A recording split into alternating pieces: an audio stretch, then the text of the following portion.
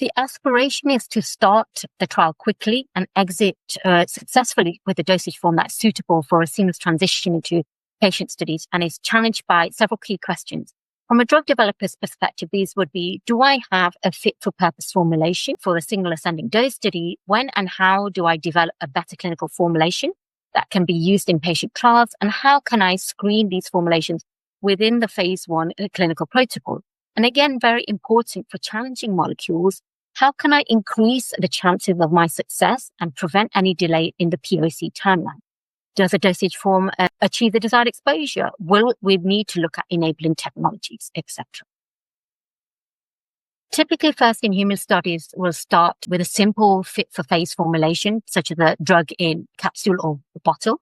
But these products are unlikely to be suitable for phase 2, where we may have hundreds of patients across multiple geography, many months of dosing as well. So for most early development programs, if we use that strategy, we may need a formulation change between first-in-human and phase 2. We typically see 3 common strategies which are employed in industry. We start simple, for example, with a liquid-based product, and then that fulfills the requirements in terms of quickly starting your first-in-human study with minimum CMC investment. So we get data on safety, tolerability, and PK and exposure and maybe PED markers.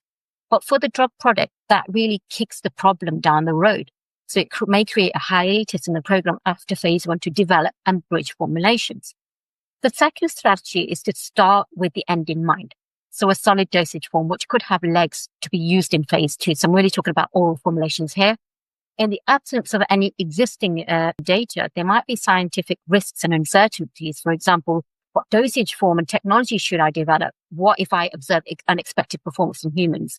There's also going to be a significant CMC investment, which is required upfront to initiate first in human. And there may potentially be timeline implications, particularly if we are waiting for data from a GLP tox study to establish the unit dose strength as well. Finally, the third option would be a hybrid strategy where we break into the first in human protocol with a bridging study, for example,